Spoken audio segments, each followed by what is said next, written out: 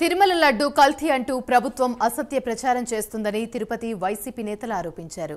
ముఖ్యమంత్రికి బుద్ధిని ప్రసాదించగలడని గంగమ్మ గుడిలో టెంకాయలు కొట్టి మొక్కుకున్నానన్నారు. కేవలం రాజకీయ దుర్బుద్ధితో ప్రభుత్వం డిక్లరేషన్ అంశాన్ని ముందుకు తెచ్చిందన్న తిరుపతి ఎంపీ గురుమూర్తితో మా ప్రతినిధి హరిబాబు ఫేస్ టు ఫేస్.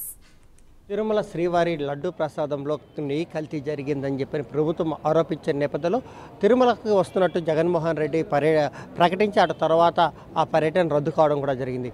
అయితే వాస్తవాలు ఏందనేది మనతో పాటు తిరుపతి ఎంపీ గురుమూర్తి ఉన్నారు. ఆయన అడిగి తెలుసుకున్నాం. సార్, ప్రధానంగా ఈ ఆరోపణలు వచ్చిన తర్వాత జగన్మోహన్ రెడ్డి తిరుపతికి రావాలని ప్రకటించారు.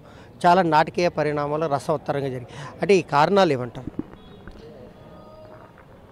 జగన్మోహన్ రెడ్డి గారు తిరుమల పర్యటనకి వస్తామన్న వెంటనే డిక్లరేషన్ అనే అంశాన్ని ముందుకు తీసుకొచ్చి రాజకీయం చేయడం జరిగింది. ఇది లడ్డులో వాడే నెయ్యిలో కల్తీ జరిగింది అనే అంశాన్ని పక్కకు తోస్తూ డిక్లరేషన్ అనే అంశాన్ని ముందుకు తీసుకురావడం జరిగింది. అలాగే వస్తున్నారని తెలిసి మా నాయకులకి అందరికి కూడా తెల్లవారుజామున 3:30 నుంచి అందరికీ నోటీసులు సర్వ్ చేసి మీరు పాల్గొనకూడదు గ్యాదరింగ్లో కానీ ఇవన్నీ పోలీసుల యొక్క ఆంక్షలు పెట్టడం జరిగింది. ఇంతలోపల ఉదయానికే తిరుమలలో అంతా అన్య మతస్థులు కానీ తిరుమలకి రావాలంటే ఖచ్చితంగా ముందస్తు అనుమతి తప్పనిసరిని బోర్డులు వెళ్ళడం మనం ఎప్పుడైనా చూసామా? తిరుమల చరిత్రలో ఇలాంటి బోర్డులు పెట్టడం. ఎన్నోసార్లు జగన్మోహన్ రెడ్డి గారు తిరుమలను దర్శించుకున్నారు. సాక్షాత్తు అమిత్ షా గారు జగన్మోహన్ రెడ్డి గారు కూడా దర్శనానికి వెళ్ళున్నారు. సో ఏ రోజు ఈ అంశాన్ని ముందుకు తీసుకురాకుండా ముందున్నటువంటి నిబంధనల ప్రకారం గోపాలన్ గారు వాళ్ళ యొక్క వేషధారణ, అన్ని మతస్థుల యొక్క వేషధారణ కావచ్చు, వాళ్ళ బొట్టు కావచ్చు, వాళ్ళు తిరుమలకి వచ్చే విధానాన్ని బట్టి తీసుకోవాలా వద్దనేది అది ఆప్షన్ మాత్రమే అన్నట్టు హైకోర్టులో కూడా డెసిషన్ వచ్చిందని వింటున్నాం. సో ఎన్ని ఉన్నట్టు తిరుమల కేవలం జగన్మోహన్ రెడ్డి గారి కోసమే బోర్డులు పెట్టడం, ఆయన పర్యటన రద్దయిన వెంటనే మళ్ళా బోర్డులు తీసేయడం అనేది ఇది కేవలం రాజకీయంగా లబ్ధిని ఆలోచన చేసి ఇవన్నీ చేస్తూ ఉన్నారు. తిరుమలని రాజకీయ లబ్ధి కోసం వాడుకోవడం కానీ అలాగే రాజకీయ విమర్శలు చేయడం కానీ చాలా తప్పు. అది స్వామివారి పవిత్రతని దెబ్బతీస్తుంది. రాజకీయాలు ఏదైనా ఉంటే బయట చేసుకోవాలి కానీ తిరుమలని సెంట్రిక్గా చేసుకొని రాజకీయాలు చేయడం అనేది మహాపాపం. ఆ వెంకన్న స్వామి చూస్తూ ఉన్నాడు. ఆయనే తగిన శిక్ష విధిస్తాడు. అంటే జగన్మోహన్ రెడ్డి తాను అనుమతిస్తాడని ఆయనే చెప్పారు.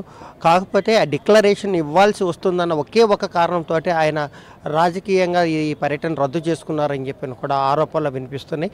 జగన్మోహన్ రెడ్డి కాకుండా డేవిడ్ గాను జాన్ గాను పేరు మార్చుకోవాలి క్రైస్తవుడు కాబట్టి అని చెప్పని సాధువులు డిమాండ్ చేస్తున్నారు. దీన్ని కొనసాగుతుంది. అది కంప్లీట్గా తప్పండి. ఈరోజు ఉమ్మడి ఆంధ్రప్రదేశ్ ఉన్నప్పటి నుంచి ఇప్పటి వరకు స్వామివారికి పట్టు వస్త్రాలు సమర్పించినటువంటి కుటుంబం అత్యధికంగా ఏదైనా ఉందంటే అది రాజశేఖర రెడ్డి గారి కుటుంబమే. ఎప్పటి నుంచో జగన్మోహన్ రెడ్డి గారి యొక్క తాత కావచ్చు, వాళ్ళ ఫాదర్ కావచ్చు, ఆయన కావచ్చు రెగ్యులర్గా వస్తూ ఉన్నారు. ఇది వాంటెడ్గా రాజకీయంగా వాడుకోవడం కోసం ఇలాంటి దుష్ప్రచారం చేస్తున్నారు కానీ అది కరెక్ట్ కాదు. ఆల్రెడీ ఒకసారి అది వచ్చిన ప్రతిసారి ఇవ్వాల్సిన అవసరం లేదు డిక్లరేషన్. ఒకసారి టీటీడీ అనుమతి పొందిన తర్వాత ఇంకా వస్తూ పోతుండొచ్చు. సో దీన్ని రాజకీయ కోణంలో చూడడం అనేది తప్పు అని చెప్తున్నాను. అంటే ఆయన అన్యమతస్తుడని డిక్లరేషన్ ఇవ్వాల్సి వస్తుంది కాబట్టి రాకడం మానుకున్నారని ఈసారి ఇవ్వాల్సిన అవసరం లేదే. అది మనం అందరం చూస్తున్నాం. ఎంతో మంది వస్తున్నారు పోతున్నారు. అది నీచ బుద్ధి కలిగిన వాళ్ళు ఇలాంటివి చేస్తూ ఉంటారు. ఏదైతే రాజకీయ లబ్ధి కోసం మాత్రమే డిక్లరేషన్ అంశాన్ని ముందుకు తీసుకొచ్చింది టీటీడీ కానీ సాధు పరిషత్ కానీ. అయితే ఒకసారి స్వామివారిని దర్శించుకున్న తర్వాత అన్యమతస్థులైనా ఎవరైనా సరే ఎన్ని మార్లైనా స్వామివారిని దర్శించుకునేదానికి అవకాశం ఉంటుందని చెప్పి తిరుపతి ఎంపీ చెప్తున్నారు. సంకుచ బుద్ధితో కాకుండా విశాల దృక్పథంతో స్వామివారి సేవలో భక్తులు సేవను దర్శించుకునే అవకాశాలు కూడా కల్పించాలని చెప్పని కూడా సూచిస్తున్నారు. కెమెరా పర్సన్ అరుణ్తో హరిబాబు, ప్రైమ్ 9 న్యూస్, తిరుపతి.